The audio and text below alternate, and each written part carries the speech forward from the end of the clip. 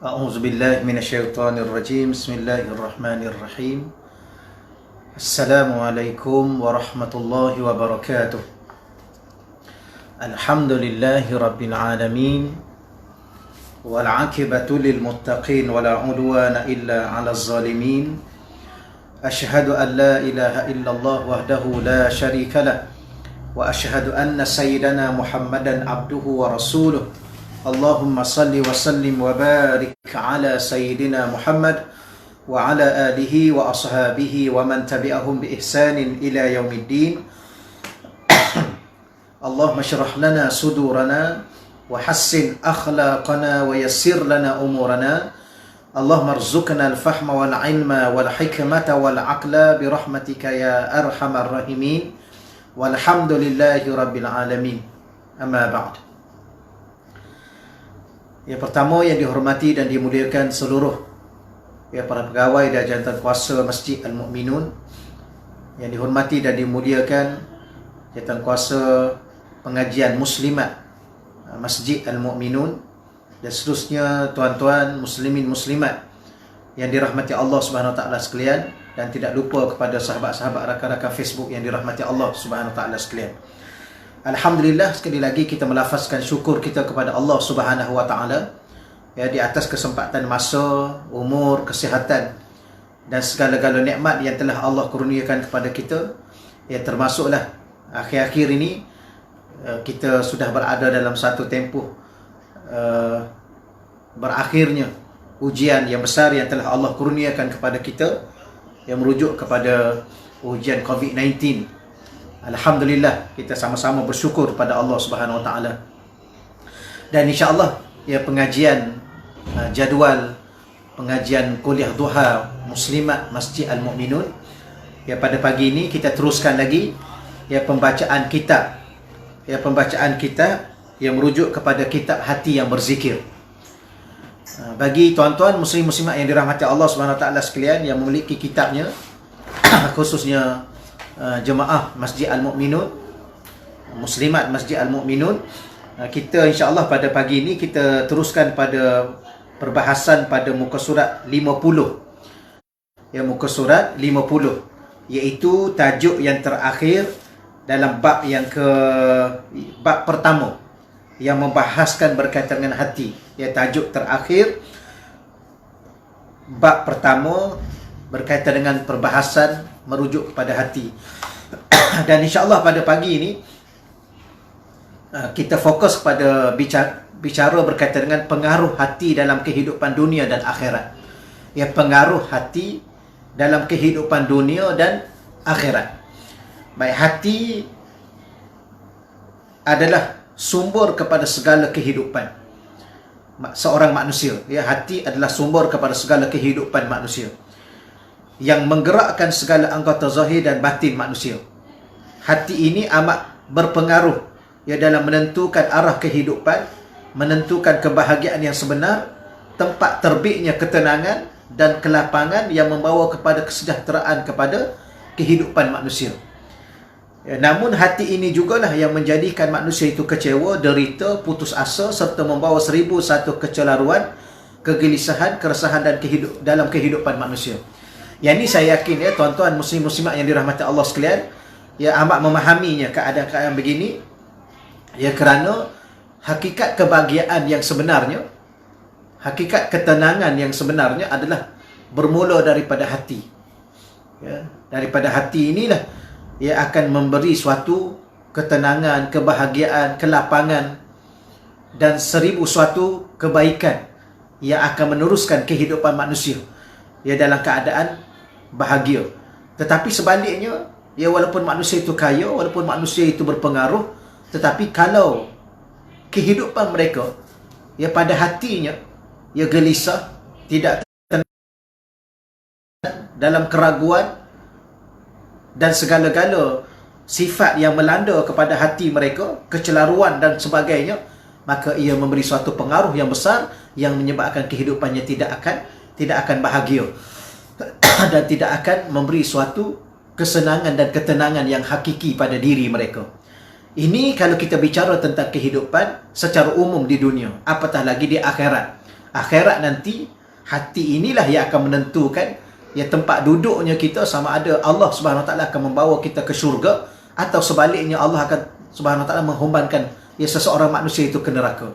Ya sebagaimana ayat yang kita baca ya dalam surah Ar-Ra'd. Ya ayat sebelum ni ya, kalau tuan-tuan masih ingat lagi, dalam bicara kita berkaitan dengan sifat-sifat hati. Ya, berkaitan dengan sifat-sifat hati, surah Asy-Syu'ara ayat 88-89. Ya, surah Asy-Syu'ara ayat 88-89. Yang mana kita baca lagi sekali, yauma la yanfa'u malun wala banun illa man atallaha biqalbin salim. Yaumun, kita kena berdepan dengan suatu hari. Maka Allah ingatkan hari itu ada suatu hari la yanfa'u malun wala banun, ya tidak ada suatu manfaat.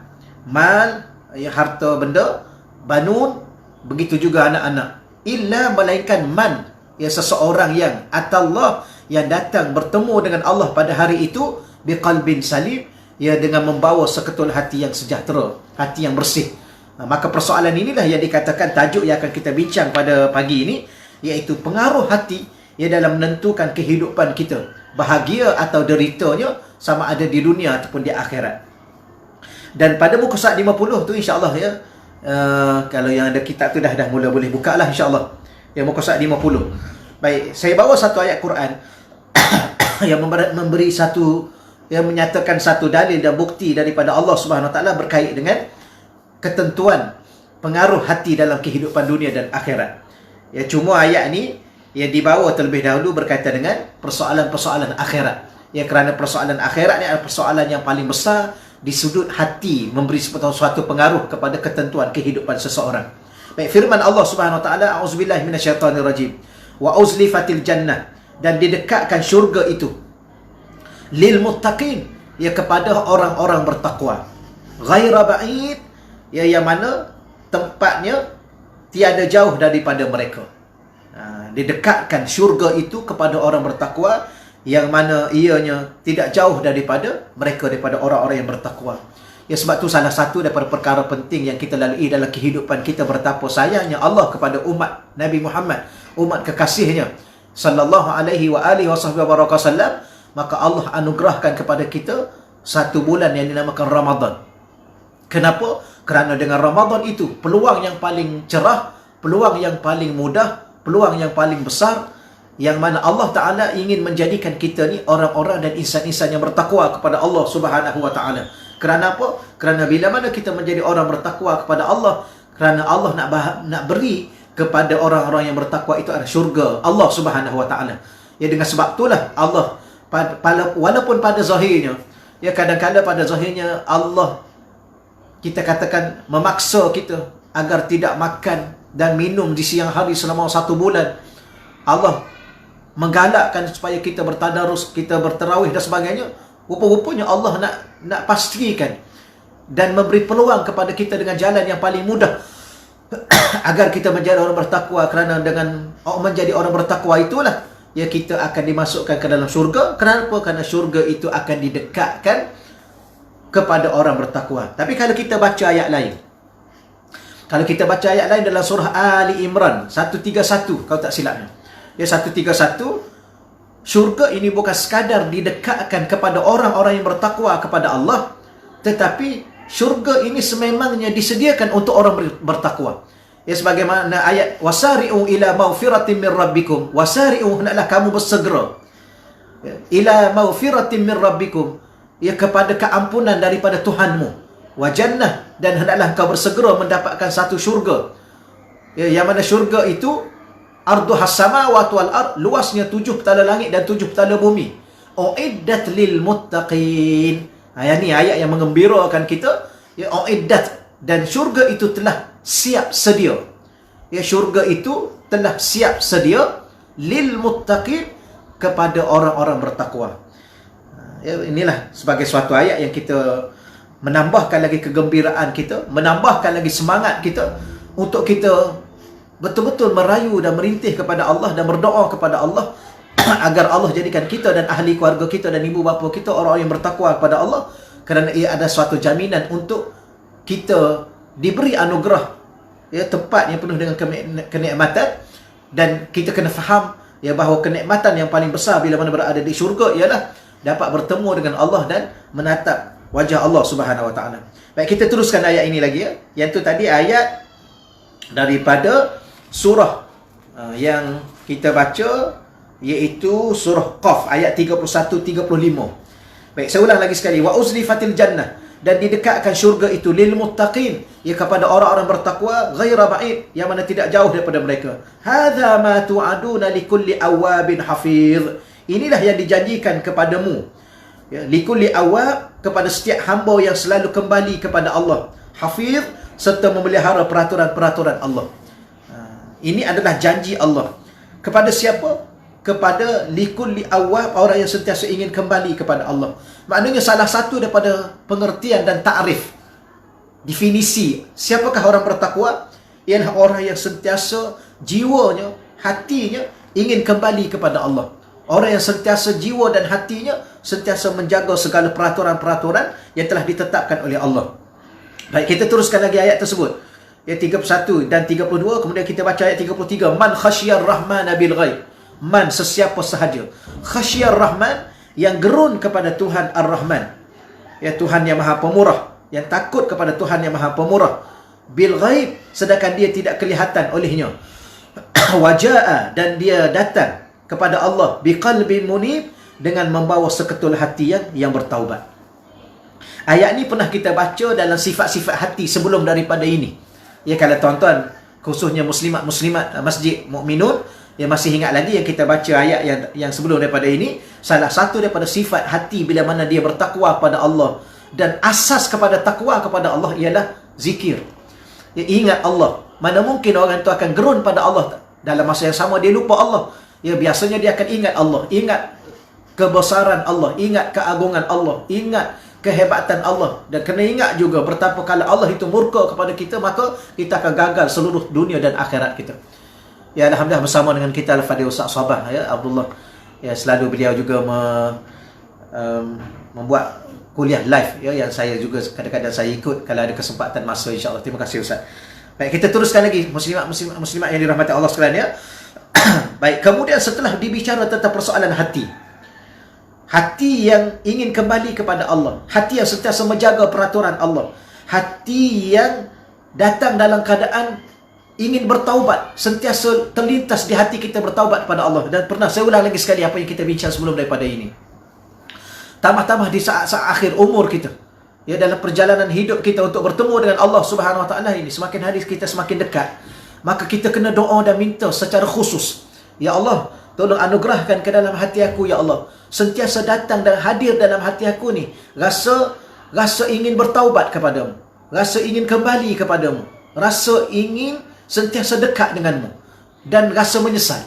Ya Allah, letakkanlah dalam hati aku penyesalan demi penyesalan, keinsafan demi keinsafan terhadap perkara-perkara yang telah berlalu dalam hidup aku, yang mana terlalu banyak sangat aku lalai daripadamu, ya Allah. Tuan-tuan kena merayu dan merintih dan meminta kepada Allah, ya, dengan sungguh-sungguh. Ya, dengan sungguh-sungguh, jangan kita kata dalam keadaan kita minta sambil-sambil lewa. Kenapa? Kerana umur kita semakin hari semakin dekat, semakin hari semakin dekat, semakin hari semakin hampir untuk bertemu dan disoal siasat oleh Allah, dihisap oleh Allah Subhanahu Wa Taala. Samalah saya sebagaimana, ya, tuan-tuan sekalipun, kita ni sama, ya, kerana tidak ada seorang pun, ya, dalam perjalanan hidup ni semakin hari semakin jauh. Ya, semua tidak terlepas daripada sesiapa sekalipun, sama ada dia beriman kepada Allah ataupun dia tidak beriman kepada Allah pun, kalau dia faham bahawa dia akan sentiasa hampir untuk disoal siasat oleh Allah, untuk dihisap oleh Allah. Dan kalau hisapan kita oleh Allah itu lepas, maka alhamdulillah selamatnya kita. Tetapi kalau kita tidak lepas bila mana disoal siasat, maka akan berakhir dengan suatu azab yang dahsyat yang tidak akan mampu untuk kita menanggungnya. Oleh demikian, hendaklah kita sentiasa ingat Allah. Dalam masa kita ingat Allah itu, kita panjatkan daripada hati kecil dalam kita, ya, supaya Allah menganugerahkan kepada kita hati yang bertaubat. Baik, setelah bicara ayat 33 tentang hati yang bertaubat, lalu Allah mempersilakan, udkhuluha bisalam. Masukkanlah kamu, ya, masuklah, silakanlah. Kalau kita nak kata persilakanlah kamu semua masuk ke dalamnya, ke dalam syurga, bisalam, dengan selamat, dengan aman, dengan sejahtera. Zalika yaumul khulud, dan itulah dinamakan hari yang berkekalan. Allah, tuan-tuan muslim-muslimat yang dirahmati Allah sekalian, masuklah kamu semua ke dalam syurga. Kita dah faham dah, syurga itu adalah tempat kemuncak kenikmatan, ya, tempat kemuncak kebahagiaan, tempat kemuncak segala ketenangan, segala kekayaan. Ya, kalau nak tahu siapa yang betul-betul kaya, apabila seseorang itu telah berada di dalam syurga Allah, maka dia adalah manusia yang benar-benar kaya. Ya, kenapa tidaknya? Kerana syurga yang dimiliki itu seluas 7 tala langit, 7 tala bumi. Itu luas keluasannya. Tidak dikira lagi dengan apa yang terkandung di dalamnya. Dan paling kemuncak. Kadang-kadang orang kata, kenapa syurga itu dikatakan nikmat yang paling kemuncak? Kerana di dalam syurga itu kita dapat, paling kita berada dalam keadaan paling dekat dengan Allah, sehingga kan ada hamba-hamba Allah Subhanahu wa taala yang diberi izin untuk menatap wajah Allah, sebagaimana ayat Al-Quran yang kita baca, wujuhun yauma idzin nadhirah ila rabbiha nazirah. Ya, sebab tu ada setengah ulama dia berdoa, ya Allah, masukkanlah aku ke dalam syurga-Mu ya Allah, masukkanlah aku ke dalam syurga-Mu ya Allah. Ya, kerana sebenarnya aku ingin masuk syurga itu bukan kerana syurga, kerana aku ingin masuk syurga itu ya kerana Engkau telah menjanjikan ya kepada ahli syurga itu untuk menatap wajah-Mu. Itulah yang paling nikmat sekali.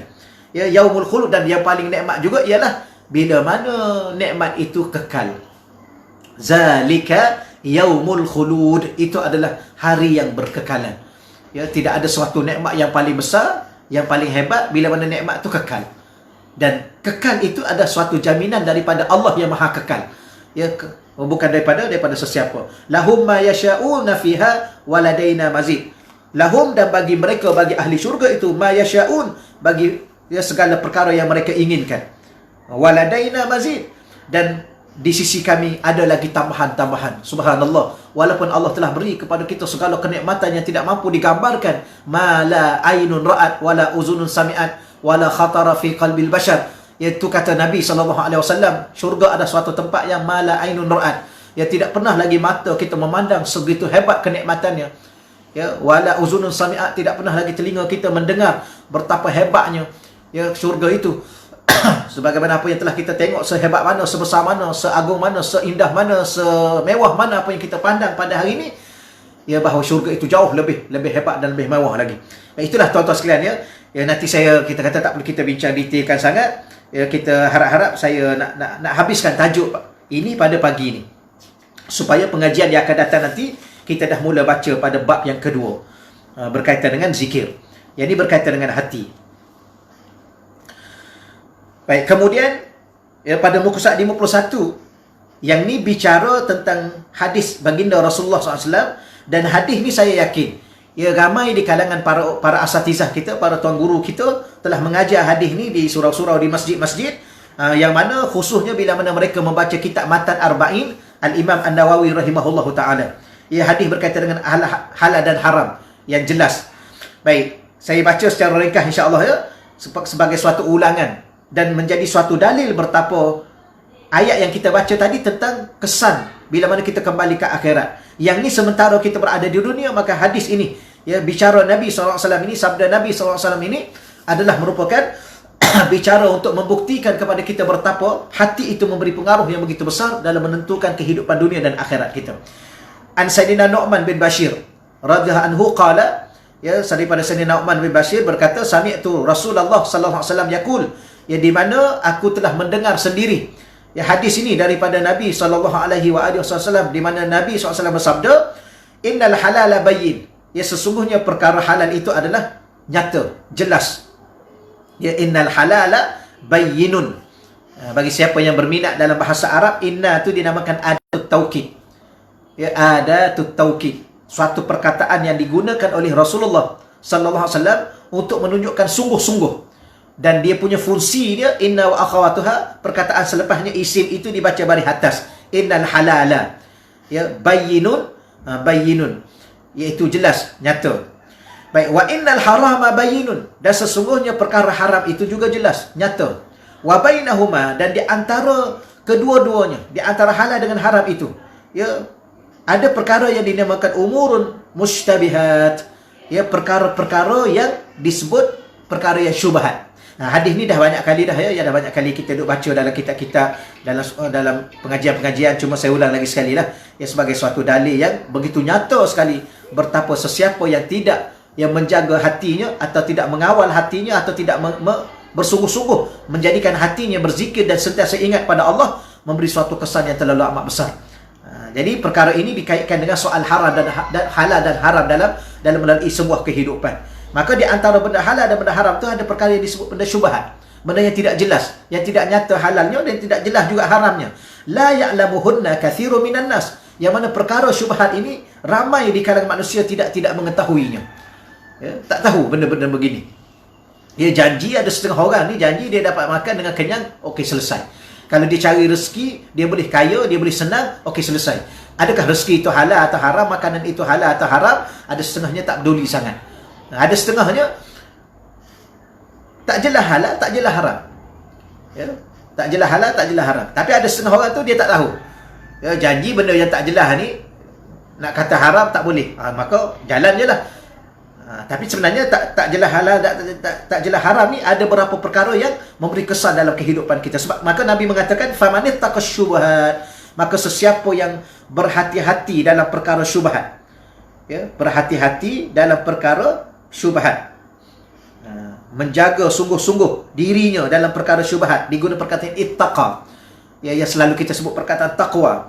Istabra'a li dinihi wa irdih, maka dia telah terlepas demi keselamatan agama dan kehormatannya. Ya, kalau kita berhati-hati betul-betul, ya, maksudnya ialah kita sebagai orang awam, ya, sebagai seorang awam sebagai seorang awam, kalau benda tu tak jelas halal, dan nak kata halal pun tak boleh, nak kata haram pun tak boleh, maka baiklah kita tinggalkan benda itu. Ya, tinggalkan benda tersebut. Kenapa? Kerana perkara tersebut akan menyelamatkan agama kita, bahkan akan menyelamatkan maruah diri kita sebagai seorang Muslim yang mukmin kepada Allah Subhanahu Wa Taala. Kita nak sebut macam mana contohnya? Kadang-kadang orang tanya, Ustaz, apa benda Ustaz? Buat contoh. Contohnya kadang-kadang kita nak kata apa, ya? Makanan-makanan yang dibuat di kilang non-Muslim. Dibuat di kilang non-Muslim. Yang mana setiap kilang ni katanya ada pantauan daripada pihak JAKIM dalam meluluskan logo halal dan sebagainya. Bahkan adanya katanya juga bahawa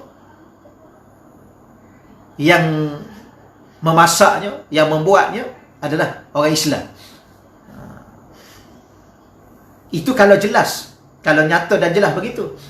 Tapi kalau tidak jelas, kilang-kilang makanan siapa yang buat sebenarnya? Kilang tu kilang, kita tahu dah, kilang tu kilang non-Muslim. Kita nak kata awal-awal haram, ya, ya tu tak boleh juga. Kenapa tak boleh? Ya, kerana pihak JAKIM memberi logo halal, ataupun mereka ada SOP dan sebagainya. Tapi sejauh mana kita nak mengetahuinya untuk menyelidikinya, ya, maka tidak perlu kita menyelidikinya satu persatu. Tetapi kita kena berhati-hati. Ya, maka akhir sekali kita nak kata halal ke haram, tak jelas, ya, tak nyata. Maka bagi orang yang tidak kisah sangat, maka dia makan. Kalau berkebetulan dengan benda tu halal, alhamdulillah. Kalau benda tu haram, inna lillahi wa inna ilaihi raji'un. Tapi kita sebagai orang yang ingin menjaga maruah diri kita dan menjaga agama kita terutamanya, kerana benda yang haram itu boleh merosakkan jiwa dalam agama kita, keimanan kita, ketakwaan kita dan sebagainya, hubungan kita dengan Allah, kekhusyukan bila mana kita beribadah kepada Allah. Dia memberi kesan. Yang memberi kesan. Kadang-kadang orang kata, saya tak tahu Ustaz. Tak tahu tu alhamdulillah lah, maka dia tak berdosa lah. Ya.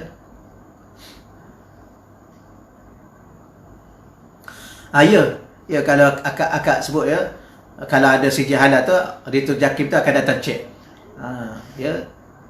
Dan dia cek tu alhamdulillah lah. Tapi proses-proses yang dibuat itu, alhamdulillah, kalau berkebetulan halal, ya. Ataupun kalau kilang-kilang yang tertentu yang kita kata sebab dah terbukti banyak, akhir sekali tahu-tahu ia adalah haram. Akhir sekali bila mana dibuat serbuan, rupanya dia menjadi dia haram. Logonya lah ada logo halal. Ada kadang-kadang, jadi benda-benda begini ni, kita sebagai seorang Islam bukan sampai kita teliti satu persatu, tidak, tapi kita kena berhati-hati. Kalau kita sendiri tidak mampu untuk menentukan dia betul-betul halal atau betul-betul haram, yang betul-betul haram kita tinggalkan, yang betul-betul halal kita makan dan kita teruskan, dia kita ambil. Tetapi yang kita sendiri pun tidak boleh nak tentukan apa. Maka ketika itu lebih selamat kita tinggalkan. Itu maksudnya. Ya, bukan kita menghukum tempat itu, tidak. Kerana kita sendiri pun tidak boleh menghukum sembarangan, kerana ada pihak yang lebih berwajib menentukannya. Sebab tu saya bawa contoh begini mudah. Logo halal ni sebenarnya dia sekadar membantu, dia bukan menentu. Yang menentunya adalah hukum. Tetapi pihak-pihak JAKIM contohnya, dia ingin mempermudahkan kepada kita orang Islam. Ya, dalam kita membeli produk-produk yang tertentu yang dibuat oleh orang non-Muslim. Sebab tu saya cakap mudah. Sebenarnya logo halal itu sendiri pun, minta maaf saya cakap, logo halal itu sendiri pun sebenarnya untuk siapa? Ya, kalau kita untuk orang Islam, kita tidak perlu logo. Tak perlu sijil. Kerana orang Islam itu tahu halal dan haram itu daripada Al-Quran dan Sunnah. Ya. Bahkan masakannya mereka akan belajar tentang airnya, menggunakan air mutlaknya. Bagaimana hukum kalau guna air mustakmal, apatah lagi air yang mutanajis dan sebagainya. Nak memasak yang menggunakan air itu pun mereka belajar daripada awal. Lagi ada jenis air yang boleh digunakan, ada air yang tidak boleh. Okey. Kemudian bahan-bahan makanan tu telah dipelajari oleh orang Islam. Bahan ni halal, bahan ni haram. Tetapi kalau non-Muslim, dia tahu apa tentang halal dan haram. Maka logo halal itu sendiri untuk siapa sebenarnya? Untuk orang non-Muslim. Mengeluarkan produk kepada orang Muslim. Dan orang Muslim nak beli produk itu, maka perlu nilainya di mana? Nilainya ialah pada sijil halal. Dan kita kena faham bahawa sijil halal itu sendiri adalah bukan menentu benda tu halal. Kenapa? Kerana contohnya kita kata, makanan-makanan yang disediakan oleh orang Islam, kita tengok orang Islam yang jual. Di pasar-pasar malam, berapa ramai orang Islam jual makanan-makanan, ya, kuihnya, misuknya, segalanya. Ada tampal logo halal di nasi lemak. Ya, ada nasi kukus orang Islam. Tengok-tengok ada logo halal tak? Tak ada logo halal. Tapi kita beli dan kita rasa senang hati dan lapar dada, kita mau makan. Kenapa? Kerana kita yakin orang Islam tu tahu benda halal dan haram. Orang non-Muslim, dia tak tahu halal haram. Dia tahu apa halal, dia tahu apa itu haram. Ya. Kalau tidak, dia tak akan terus berminum arak, makan khinzir dan sebagainya. Kerana mereka tak peduli ada halal, ada haram. Tetapi kenapa mereka berhajat kepada sijil halal itu? Kerana mereka ingin jual makanan itu kepada orang Islam. Okey, cuma yang kita ni sebenarnya kita belajar tajuk ni bukan nak menidakkan yang mana-mana pihak, tidak, tetapi untuk menyelamatkan diri kita. Kalau kita sendiri tidak yakin benda tu betul-betul halal, ataupun kita sendiri tidak yakin benda tu betul-betul haram untuk kita tinggalkan dan halal untuk kita ambil, maka dia jadi benda tu namanya syubhat. Maka Nabi berpesan, famanittaqas syubhat, maka sesiapa yang meninggalkan benda-benda yang tidak jelas ni, halal pun tak boleh, haram pun tak boleh, maka dia telah menyelamatkan agamanya dan menyelamatkan maruah dirinya. Wa man waqa'a fi syubhat. Maka Nabi ingatkan lagi, sesiapa yang terjerumus ke dalam benda syubhat, benda yang tidak jelas halal, tidak jelas haram. Sebab tu orang ni, kita sebagai ketua keluarga, sebagai bapa, ya, kita nak beli produk-produk yang ada di luar sana, kita kena teliti, kena hati-hati. Ya, bukan kita kata sebarangan ambil saja. Ya, janji benda tu boleh makan, benda tu menyelerakan, maka kita ambil. Maka itu satu benda yang agak kita tidak berhati-hati dalam menjaga agama anak isteri kita dan menjaga maruah diri dan anak isteri kita. Kerana dia akan membawa kepada kesan yang besar pada kehidupan beragama. Yang ni yang kita bincang sekarang ni, tuan-tuan, ya. Jangan salah faham bahawa kita bincang ini untuk menafikan produk-produk yang tertentu, tidak. Ya, kerana itu bukan hak kita. Ya, tetapi hak kita ialah menjaga diri kita. Bukan menafikan produk orang lain. Tetapi dalam menjaga diri kita ini, Nabi bagi suatu panduan kepada kita, ialah kalau nak makan benda, kalau nak ambil benda, kalau nak beli benda, kalau nak buat sesuatu benda, maka pastikan dia halal. Iaitu dia dibenarkan oleh syariat.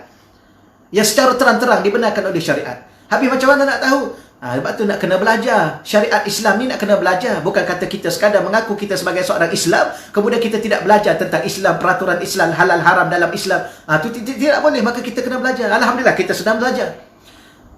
Dan kita juga kena tahu benda-benda yang haram. Dan kita juga kena belajar. Ya, jangan kita mengaku sebagai seorang Islam tapi kita tak tahu. Cuma ada satu perkara, ya, kalau saya nak sebut kepada tuan-tuan. Sebab tu awal-awal tadi kita bincang soal takwa, sebagaimana bawah ayat berkata dengan takwa. Syurga ini didekatkan kepada orang bertakwa. Kenapa?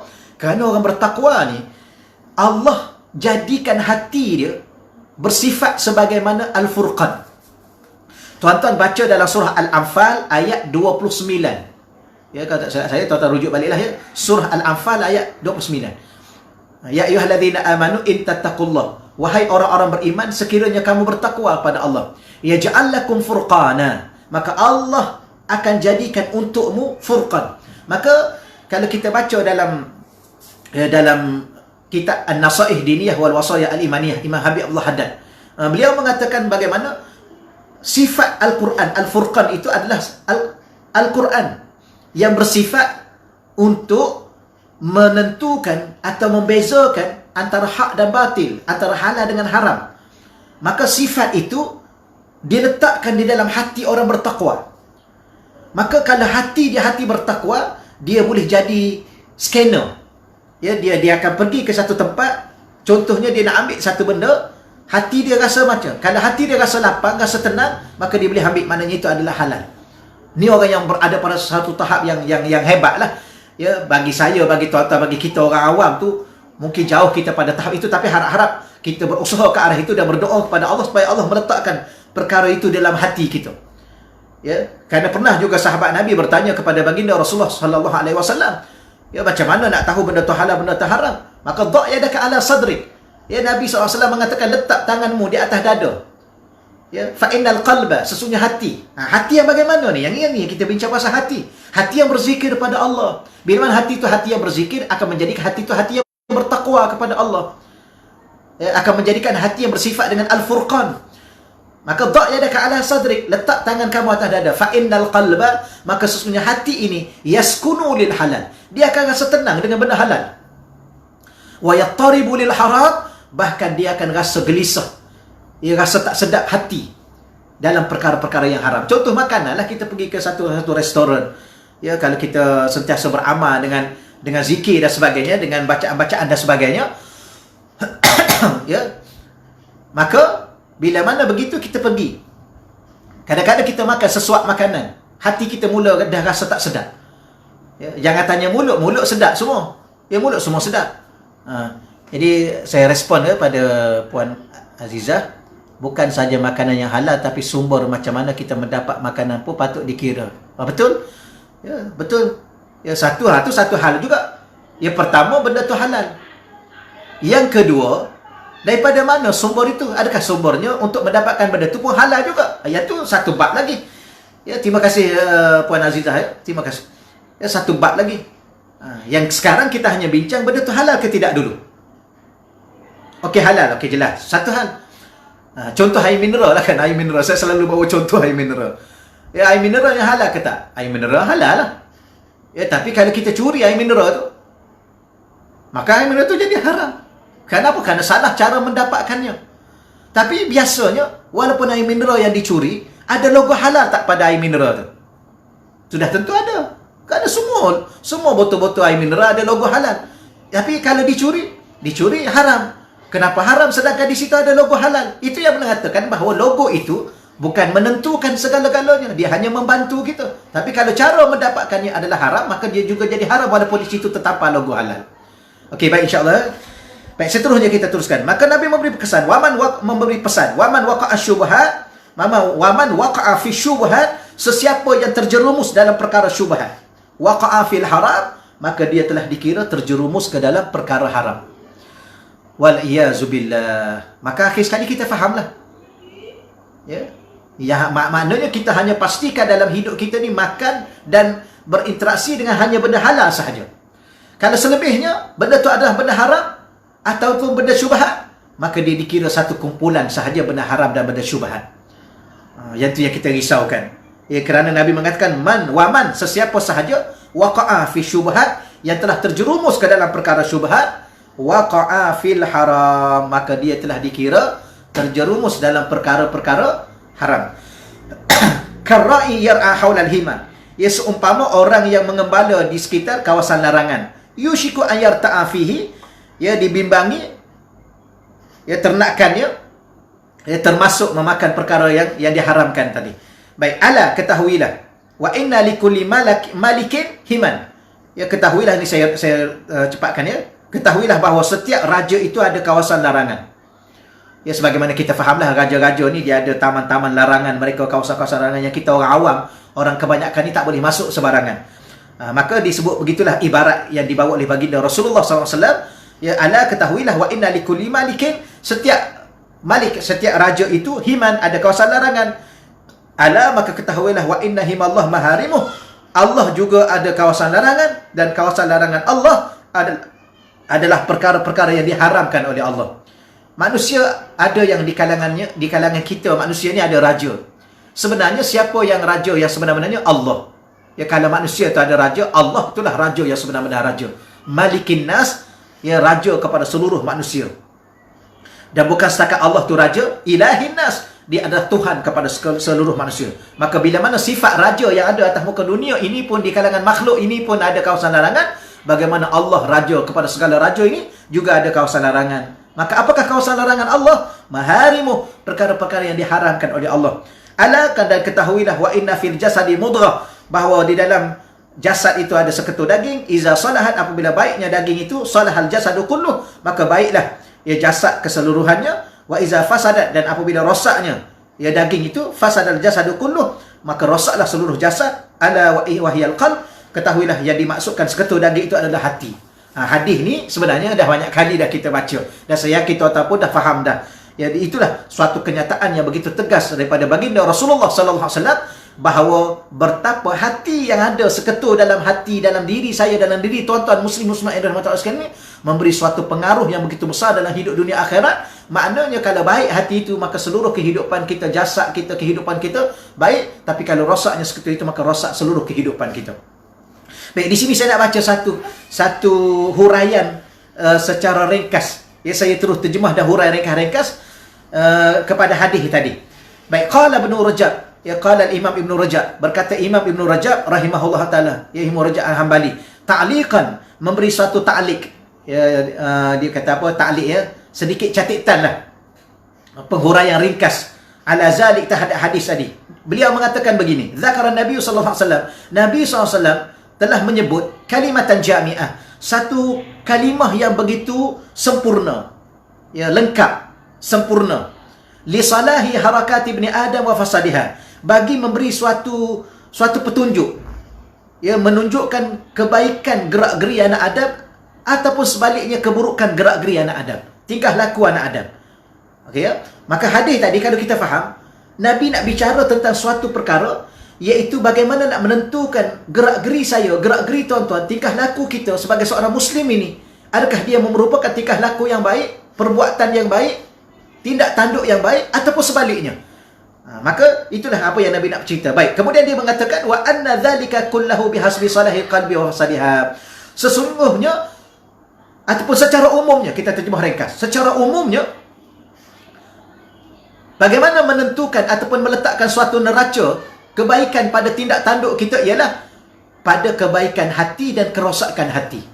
Iaitu hati yang baik akan menyebabkan seluruh tindak tanduk dan tingkah laku kita tingkah laku yang baik. Tetapi kalau hati itu hati yang buruk, ya, hati yang buruk, hati yang rosak, maka akan merosakkan seluruh tingkah laku dan kehidupan kita. Baik, fa iza salahal qalbu salahat iradatuh, apabila baiknya hati, kata Imam Ibn Rajab, maka baiklah kehendak-kehendak yang terbit daripada hati itu. Wa salahat jami'ul jawarih, dan akan baiklah segala anggotanya. Ya, falam tamba'ith illa ila ta'atillah, dan tidak akan membangkitkan daripada hati itu, tidak akan membangkitkan, ya, perasaan kecuali ke arah mentaati Allah, wajtinabi sukhtihi, dan menjauhi larangan Allah. Faqana'at bil halal anil haram, dan salah satunya lagi kalau kita nak tahu hati kita tu baik, hati itu sudah memadai, sudah mencukupi, qanaah, cukup dengan perkara halal. Ya, nak dimanakan dengan haram. Ada orang ni kaya-kaya dah, tapi tak cukup. Tak cukup tu pula, tak cukup tu bukan nak cari harta yang halal, tetapi ikutlah apa yang dia dapatlah. Halal ke haram ke, dia rasa tak cukup dengan benda halal, haram pun janji okeylah. Ya, janji dia jadi kaya. Ini benda-benda begini menggambarkan kerosakan jiwa dia. Tapi ada orang walaupun harta dia sedikit, harta dia dah tidak banyak, hartanya sedikit, tapi halal, maka dia telah merasa cukup dengan benda yang halal itu. InsyaAllah, ya. Baik, seterusnya, wa iza fasadal qalbu, maka diringkaskan penghuraiannya, apabila rosaknya seketul hati itu, fasadat iradatu, maka rosaklah segala kehendak-kehendak hati itu. Fa fasadat al-jawarihu kulluha, maka rosaklah segala seluruh anggotanya.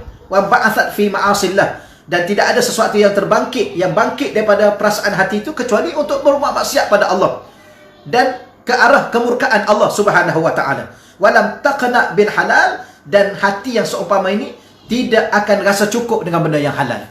Subhanallah, inilah salah satu daripada perkara yang kita rasa terlalu amat rasa gerun. Ya, kadang-kadang sesuatu yang ada pada diri kita sudah cukup ya pada pandangan Allah yang Allah beri kepada kita, tapi tidak rasa cukup sehingga berhajat kepada benda yang haram. Benda-benda begini ini adalah terbit daripada hati yang rosak. Bal asra'at fil haram. Bahkan bukan setakat dia tak cukup dengan benda halal, dia begitu bersegera sekali untuk mendapatkan benda haram. Ya, nampak saja benda haram dia bersegera. Ini antara salah satu daripada perkara yang menjadi perbahasan ringkas berkaitan dengan hati itu menentukan ya kehidupan dunia dan akhirat. Baik, kemudian muka surat 53. Ya, muka surat 53. Saya tambah satu perbahasan lagi lah insya-Allah ya. Kemudian kita tutup tajuk ni untuk kita masuk kepada bab yang kedua insya-Allah.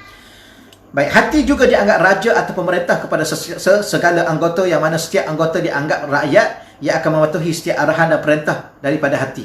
Sekiranya arahan itu baik, maka anggota akan melakukan perkara yang baik. Seterusnya akan membawa kepada sebuah kehidupan yang baik, dan begitulah sebaliknya. Yang ni dah banyak kali dah para asatizah kita hurai, ya, iaitu qala Abu Hurairah radhiyallahu anhu, berkata Sayyidina Abu Hurairah, al-qalbu malak. Bukan malak, al-qalbu malikun. Tolong perbetulkan baris tu ya, kalau tuan-tuan muslim-muslimat sekalian yang ada kitab daripada Muslimat Masjid Al-Mu'minun. Al-qalbu malikun. Ya, al-qalbu malikun. Lam baca baris bawah. Ya, kalau lam baca baris atas, itu maksudnya malaikat. Al-qalbu malikun. Itu mungkin silap saya letak baris tu. Al-qalbu malikun. Hati itu adalah raja. Wal a'dha'u junuduhu. Dan anggota-anggota lain ni adalah tentera-tenteranya. Fa iza tabal malik, ya, tabat junuduh. Dan apabila baiknya raja itu, maka akan baiklah tentera-tenteranya. Wa iza khabusal malik, dan apabila raja itu raja yang jahat, ya, maka khabusat junuduh, maka rosaklah tentera-tenteranya. Ya, maka rupanya mulut kita ni yang celupa, contohnya wa'iyyazubillah, ya, tangan seseorang itu yang suka mengambil barang-barang orang, ya, ataupun telinga ni suka dengar mengumpat, kaki suka pergi ke tempat-tempat yang haram tu, salah satunya berpunca daripada arahan hati, yang mana hati itu sebagai raja pada anggota tu, maka hati itu telah rosak. Okey, sebagai penutup kepada tajuk kita hari ini, insya-Allah ya, saya muka surat 55.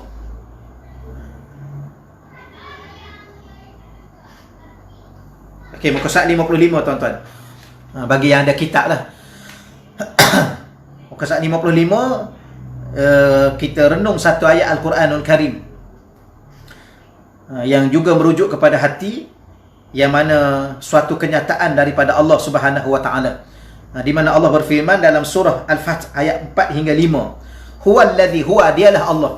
Allazi, orang-orang yang anzalas sakinah, yang telah menurunkan ketenangan, fi qulubil mu'minin, ke dalam hati orang-orang mukmin. Ya. Daripada ayat ni kita cukup faham bahawa dialah Allah, Tuhan yang telah menurunkan ketenangan. Ya, rupa-rupanya ketenangan ini suatu perkara yang dianugerahkan oleh Allah, yang diberi oleh Allah, yang diturunkan oleh Allah. Ya, yang diturunkan oleh Allah. Dan Allah Subhanahu Wa Taala, sebab tu kadang-kadang kita kata apa? Contohlah kita kata ya, ada orang ni pergi, ada satu kumpulan ni, dia nak cari ketenangan, dia amalkan yoga. Betul ya? Buat amalan-amalan berbentuk ajaran apa, wallahu alam lah. Ya, kita tak nak menafikan semuanya, tapi ada orang tu dia buat amalan yoga. Kemudian tak sembahyang, buat amalan yoga, lepas habis amalan yoga minum arak. Tetapi walaupun dia sembahyang, lepas amalan dia buat amalan yoga, kemudian dia sembahyang, sebenarnya yang menenangkan dia bukan amalan yoga. Yang menenangkan dia adalah sembahyang. Ya, kerana sembahyang itu adalah ingat Allah. Bila mana ingat Allah, Allah itulah yang akan turunkan ketenangan. Begitu juga kalau kita pergi ke tempat mana? Kita pergi ke tempat-tempat peranginan. Kenapa? Kerana mencari ketenangan. Berapa ramai orang yang menghabiskan duit beribu-ribu, ya pergi ke mana? Ya pergi ke Korea, pergi ke China, pergi ke Turki, pergi ke Europe, Contohnya lah, untuk untuk berjalan, untuk apa? Untuk release tension ke apa? Untuk release stres ke apa? Ya, untuk tenang. Balik-balik gelisah pula. Ya. Bukan main lagi bahagia lah, pergi ke sana sekejap bahagia lah. Kerana tinggalkan segala perkara, balik-balik tak tenang juga. Sebenarnya ketenangan itu bukan berada di tempat itu. Ketenangan itu berada di dalam hati kita. Hati yang bagaimana? Ya, hati yang ingat Allah. Hati yang takut kepada Allah, hati yang rindu Allah, hati yang mencintai Allah, hati yang gerun kepada Allah, hati yang sentiasa ingin kembali kepada Allah. Itu sebenarnya, maka Allah lah yang akan turunkan ketenangan. Yang ni benar-benar begini ni, kalau boleh, bukan kata tak boleh berjalan, tak ada masalah, silakan. Yang duit banyak tu berjalan je lah. Ya. Sebagaimana kita sahabat-sahabat kita duk sebut bahawa baru ni beria-ria nak pergi masjid, bila mana dibuka, rupanya yang penuh dulu hotel-hotel di Langkawi. Ingat ke masjid? Tak apalah, walaupun itu satu gurauan daripada sahabat-sahabat kita lah. Ya. Ini kalau kerajaan buka pula sempadan untuk kita ke mana-mana, ya kenapa? Kerana kita dengar ceritanya Korea sekarang ni memberi tawaran-tawaran yang begitu murah. Ya, di Korea, ya tawaran yang begitu murah dengan tiketnya, dengan penginapan dan sebagainya. Saya rasa penuh juga dekat situ. Ya kenapa? Kerana manusia ingin mencari ketenangan, mencari kebahagiaan. Sebenarnya kebahagiaan bukan di tempat. Kebahagiaan ada pada hati dan yang ada dalam badan kita sendiri, yang mana sebanyak mungkin hati ini berinteraksi dengan Allah, maka sebanyak itulah bahawa hati kita akan menjadi tenang. Kenapa? Kerana ketenangan itu Allah yang turunkan. Kepada siapa? Ke mana? Fi qulubil mu'minin, ke dalam hati orang-orang mukmin.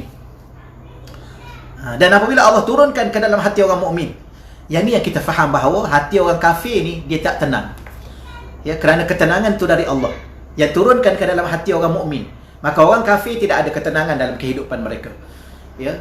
Mungkin kita nampak pada zahirnya mereka itu nampak kaya, nampak berpengaruh, nampak bermaruh, nampak apa? Bermewah dan sebagainya, tapi tenang ini satu benda yang lain. Ya, Qarun pun mewah, Firaun mewah. Ya, kita tengok ya, orang yang begitu kaya, begitu hebat suatu ketika dahulu dengan kekayaannya, dengan kebesaran pangkat kedudukannya, ya, tetapi tidak ada ketenangan. Dan bila mana tak ada ketenangan, tak ada kebahagiaan. Ya, yang sebenarnya mungkin kita nampak dia happy pada satu waktu, ya kerana apa? Kerana mungkin dia tak tahu dah nak baca, tapi pada hakikat sebenarnya mereka hidup tak tenang. Kerana ketenangan itu hanya dia datang dari Allah ke dalam hati orang mukmin. Baik, liyazdadu imanan ma'a imanihim. Ya, dengan tujuannya Allah turunkan ketenangan itu dengan tujuannya untuk Allah tambahkan keimanan mereka di samping keimanan yang sedia ada kepada Allah dalam diri mereka. Walillahi junudus samawati wal ard. Dan bagi Allah itu ada tentera yang ada di tentera-tentera yang ada di langit dan dia ada di bumi. Wa kana Allah aliman hakima, dan Allah Subhanahu wa taala itu maha alim, maha mengetahui, hakim, maha bijaksana. Baik, liyudkhilal mu'minina wal mu'minat jannatin tajri min tahtiha al-anhar. Ya, tujuan apa Allah turunkan kepada orang-orang beriman ke dalam hati orang beriman itu ketenangan untuk menambahkan iman yang sedia ada. Ya. Kemudian untuk apa?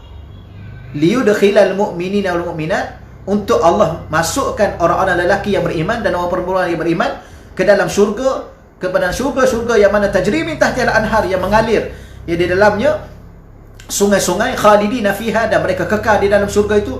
Wa yukaffir anhum sayiatihim, dan Allah Taala menghapuskan ya segala kesalahan-kesalahan mereka. Wa kana dzalika indallah, dan adalah mereka itu di sisi Allah fauzan azima, ya adalah mendapat keberuntungan yang besar di sisi Allah Subhanahu wa taala. Jadi hadis ini bicara tentang berkaitan dengan hati. Hati yang bagaimana? Hati yang diturunkan oleh Allah suatu ketenangan. Maka hati yang tenang inilah yang akan semakin hari semakin bertambahnya keimanan mereka kepada Allah. Di samping keimanan yang sedia ada, dengan keimanan itu mereka beriman dan mereka bertakwa dan mereka beribadah dan mereka memperhambakan diri mereka kepada Allah. Maka ini memberi suatu kesan kehidupan mereka di dunia, bahkan membawa kesan itu kehidupan mereka di akhirat, sehingga mereka dimasukkan ke dalam syurga yang mana mereka kekal berbahagia dalam syurga itu selama-lamanya. Inilah bicara-bicara ringkas berkaitan dengan tajuk akhir dalam bab yang pertama yang mana ianya merujuk kepada pengaruh hati dalam kehidupan dunia dan akhirat. Jadi sebelum saya pindah kepada bab yang kedua yang berbicara soal zikir, ya, berbicara soal zikir, kalau ada muslimat khususnya daripada Masjid Al-Mu'minun, kalau ada ingin bertanya lah soalan-soalan yang tertentu, silakan. 1-2 minit ni silakan, insya-Allah. Dan insya-Allah kita akan masuk dalam tajuk yang kedua, yang mana membicarakan berkaitan dengan zikir. Tambah-tambah pula isu akhir-akhir ni ya. Isu ada seorang doktor yang mengatakan zikir Allah itu tak ada faedah, bahkan menjadi perdebatan di alam maya. Ya, sekarang ni. Ya, pada rakan-rakan Facebook kita ramai yang memberi suatu jawapan. Dan saya pun pernah saya post dalam tulisan saya yang mana dah lama dah saya tulis tu, tahun 2017 lagi. Saya pun juga post kalau tuan-tuan melihat dan membacanya. Cuma satu perkara yang boleh saya ingatkan kepada diri saya dan pada tuan-tuan, khususnya para asatizah. Ya, para asatizah. Ya, setiap orang memang berhak untuk berbicara. Ya, tambah-tambah dia seorang ustaz. Maka dia berhak berbicara berkaitan dengan tajuk apa pun berkaitan dengan agama yang dia belajar. Ya, cuma saya nak ingatkan kepada para asatizah di luar sana, sama ada dia ingin menulis ataupun dia ingin berbicara, mengajar dan sebagainya, baiklah. Ya, dia berbicara, termasuk saya lah. Saya ingatkan pada saya sendiri, kadang-kadang saya sendiri pun kadang-kadang terlupa, terlalai. Apabila kita nak menyampaikan sesuatu, pertama sekali kita kena ingat bahawa sesuatu itu yang kita belajar. Belajar tu pula yang kita belajar dengan guru. Bila mana sesuatu itu kita belajar dengan guru, dan kita belajar tu pula sampai kepada satu tahap, bukan sekadar kita belajar secara teori, bahkan kita belajar secara teori dan praktikal. Dan persoalan zikir ni bukan persoalan yang sekadar kita sebut dengan lidah sahaja, tidak. Ya, persoalan zikir ni adalah satu persoalan yang melibatkan lidah dan hatinya sekali. Dan ada di antara para alim ulama yang melalui perjalanan hidup mereka dalam berzikir kepada Allah ini, ia telah melalui suatu perjalanan yang bukan sekadar dengan pemahaman akal mereka, tetapi mereka melalui perjalanan zikir ini dengan roh mereka, dengan jiwa mereka, dengan amalan mereka, dengan syuhud penyaksian mereka terhadap Allah Subhanahu Wa Taala. Ya, bersama dengan kita ni Al-Fadhil Ustaz Kamalul Hisham, presiden Geng Ustaz, presiden saya lah. Ya, ahlan wa sahlan wa marhaban ya kepada tuan guru kita Al-Fadhil Ustaz Kamalul Hisham. Beliau minta kita pakat-pakat share lah, insya-Allah ya. Ya, kita pakat-pakat share supaya mendapat manfaat kepada kita dan kepada orang lain, dan orang lain yang mendapat manfaat itu juga akan kembali balik pahalanya kepada kita, insya-Allah. Jadi saya nak ingatkan yang tadilah.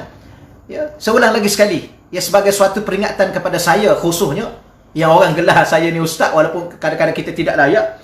Ya, cuma anak-anak murid kita tu panggil kepada kita tu dengan bahasa-bahasa yang lebih daripada biasa tu, itu mungkin tanda adab daripada anak murid kita kepada kita tu. Terima kasih sebanyak-banyaknya. Ya, semoga ilmu yang mereka dapati daripada kita itu ilmu yang barakah, kerana mereka bersangka baik dengan guru mereka dan memuliakan guru mereka. Maka inilah antara anak-anak murid yang akan diberi keberkatan, diberi ilmu yang luas, diberi amal yang berfaedah, ya, dari kepada anak-anak murid, kepada mereka. Ya, kita mendoakan kepada anak-anak murid yang beradab, ya, walaupun kita tidak layak sebenarnya, ya, kepada kita untuk digelar dengan gelaran ustaz sekalipun, kerana kita tahu diri kita ni terlalu banyak dosa dan sebagainya. Namun ada anak-anak murid yang bersangka baik dengan kita, yang memuliakan kita dengan gelaran-gelaran panggilan tertentu. Moga-moga Allah memberkati ilmu mereka, memberkati hidup dunia dan akhirat mereka, dan menyebabkan dia dan kita sekali membawa diri kita kepada rahmat Allah, untuk dibawa diri kita ke syurga Allah. Cuma saya nak ulang balik yang tadi, ya, walaupun saya ulang balik yang tadi, bagi ustaz-ustaz dan para asatizah di luar sana, kalau kita ingin membicarakan satu-satu tajuk, dan akhir-akhir ini kita bicara tajuk berkaitan dengan zikir, ya, zikir, kerana isu yang ditimbulkan oleh entah apa, ya, dia belajar bagaimana. Kadang-kadang kita pun tak naklah terpalik sama bersama dengan orang-orang yang meremeh-remehkan dan merendah-rendahkan para alim ulama.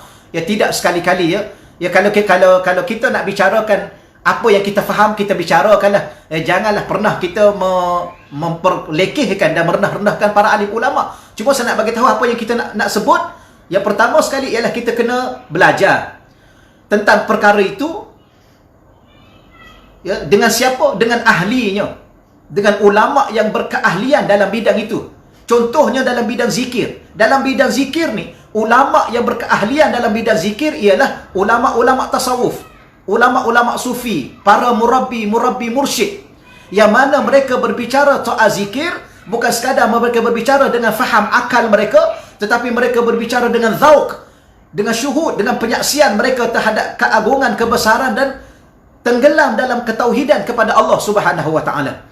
Ya. Kalau sekadar kamu merujuk kepada kitab-kitab fiqh, pandangan ulama ni begini, okey silakanlah. Tapi jangan sampai yang dalam masa yang sama kamu menafikan ya bagaimana orang-orang tertentu yang telah jauh perjalanan mereka dalam alam zikir ini, ya sehingga mereka tidak lagi berzikir kepada Allah, tetapi mereka telah tenggelam dalam zikir kepada Allah. Dan mereka telah bersama syuhud ya dalam lautan ketauhidan kepada Allah. Ya, maka benda-benda begini ni kadang-kadang kita tidak naklah berbicara di depan orang-orang awam, bukan menafikan hak orang awam, tidak. Ya, kerana benda-benda begini ada benda-benda yang lebih khusus. Ya, maka tidak bijaklah kalau kita katakan kurang bijak. Kalau tidak bijak tu nanti orang marah kita pula. Kurang bijak bagi ahli-ahli ilmu ya yang menukilkan pandangan itu, pandangan ini, pandangan itu, pandangan ini untuk menafikan ya zikir-zikir tertentu, khususnya zikir Allah. Zikir kalimah mufrad. Ianya termasuk dalam perkara khilaf. Ya. Dan maka ada ulama-ulama yang mengatakan bahawa zikir itu adalah merupakan zikir makam yang tertinggi bagi setengah-tengah tarik. Ya, setengah-tengah tariqah, zikir yang berada pada satu makam, bukan makam orang awam tapi makam yang tinggi, makam yang khusus. Kenapa mereka berkata sedemikian? Mereka berkata sedemikian bukan atas dasar fakta secara zahir semata-mata dengan dalil-dalil yang diharuskan oleh para alim ulama daripada dalil Quran dan Sunnah, tetapi mereka telah beramal dengan amalan itu berpuluh-puluh tahun, dibimbing oleh guru-guru dan murabbi mursyid yang berkeahlian, dan mereka telah melalui zikir itu dengan zauq, dengan rasa. Ya. Dan mereka mendapat panduan-panduan daripada ahlul basirah. Ya, bukan sekadar sembarangan mereka ingin beramal, dan kita pula yang tidak.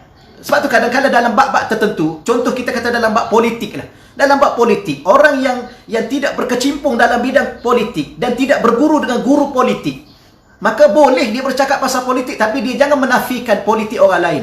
Ya, contoh kita sekarang ni, minta maaf saya sebut secara terang-terangan. Ya, ramai di kalangan para asatizah yang berkecimpung langsung dalam bidang siasah. Ya, sama ada kita sebut bidang siasah syariah ataupun fiqhud daulah dan sebagainya. Ya, ada guru yang kita ikuti. Ya, kalau dulu kita berguru dengan guru almarhum Tuan Guru Ni Aziz, ya sekarang ni kita berguru dengan Tuan Guru Haji Hadi. Ya. Dan ulama-ulama kita. Maka bukan kita menafikan orang lain itu mampu berbicara. Nanti orang kata, tak boleh nak sentuh. Kita ni pandang. Mungkin boleh bagi pandangan, tetapi orang yang bagi pandangan itu, yang dia berada di luar, yang dia tidak berkecimpung secara langsung melalui jerih-perih daripada perjuangan kehidupan dalam berpolitik ini, maka dia tidak boleh bercakap lebih-lebih. Boleh dia bagi pandangan, tapi jangan menafikan hak orang lain, menafikan orang yang berada secara realiti dalam lapangan perjuangan ini. Begitu juga dalam bidang zikir. Ada orang ni sudah berpuluh-puluh tahun menyelami, tenggelam dalam lautan zikir. Dan bukan setakat mereka sudah mencapai kepada satu tahap zikir, tetapi mereka sudah bersama dengan al-madhkur. Jiwa mereka, hati mereka, roh mereka, hidup dan mati mereka tenggelam dalam kita kata fana. Benda-benda begini ni kadang-kadang kalau kita sebut, ya dia tidak boleh disebut secara umum begini. Ya, sebab tu kalau nak menulis ajalah. Ya, tetapi jangan menafikan orang lain. Dan satu lagi, kalau nak bercakap, biar kita berguru. Tambah-tambah dalam bab zikir, kalau boleh kita ada murabbi mursyid. Kalau dalam kehidupan kita tidak pernah memiliki dan tidak pernah berguru dengan murabbi mursyid, tak payah kita cakap lebih-lebih lah dalam soal zikir. Ya, kerana kita bimbang-bimbang, kita terlajak sangat bercakap, akhir sekali orang nampak tak cerdik. Sebagaimana ada seorang tu lah. Ya, akhir sekali berapa ramai ulama-ulama dunia telah berbicara soal-soal berkaitan dengan zikir itu.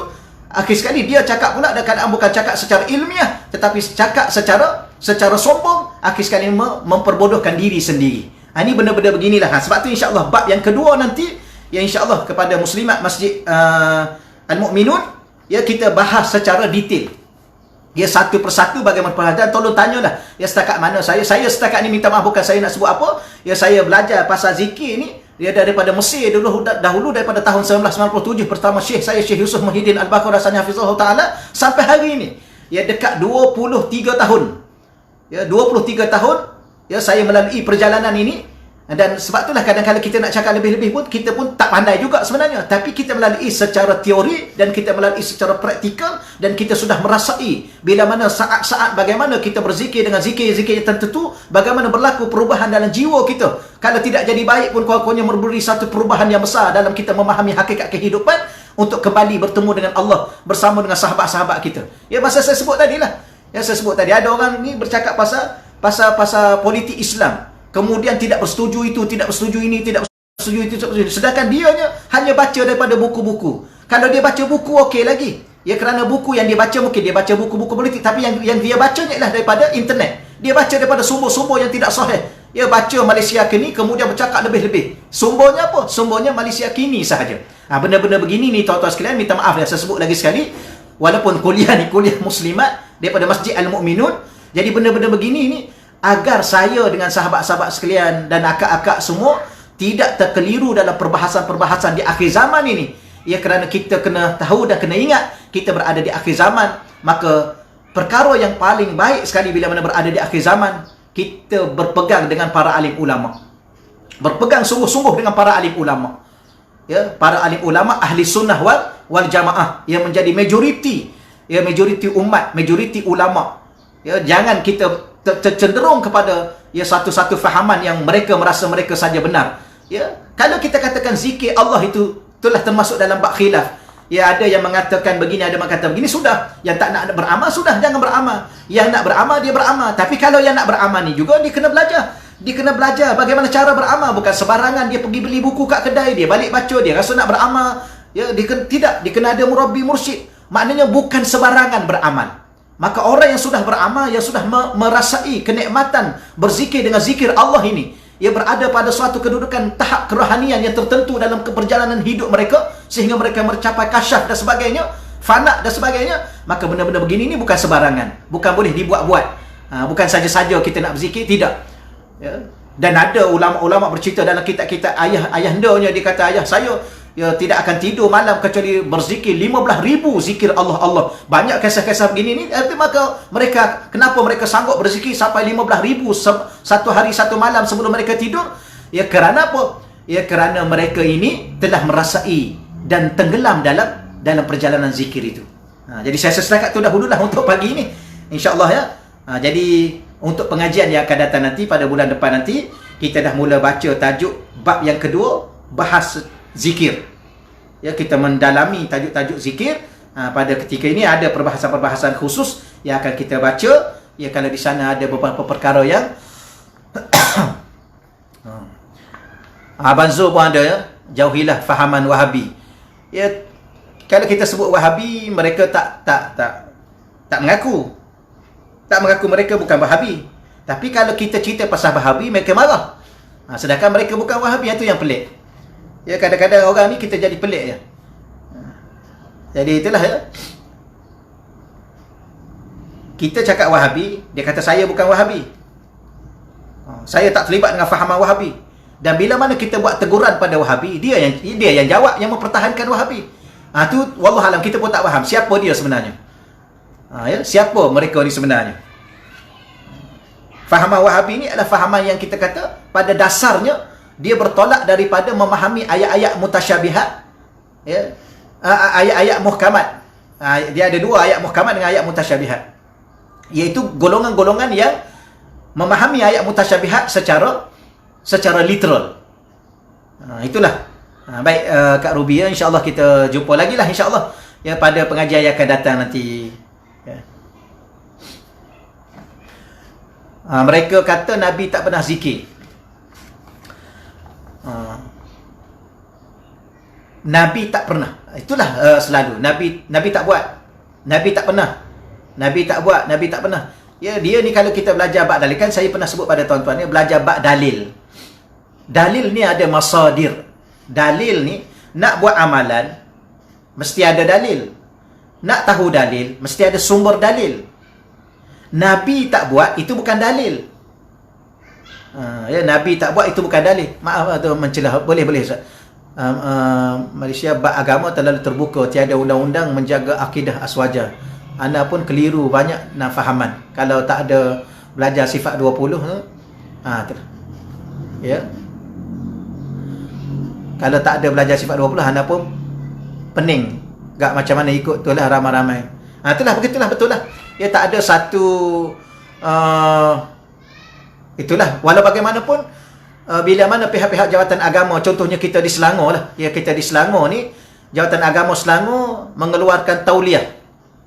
Dan salah satu daripada tujuan matlamat tauliah itu adalah sebenarnya nak menjaga fahaman ni lah.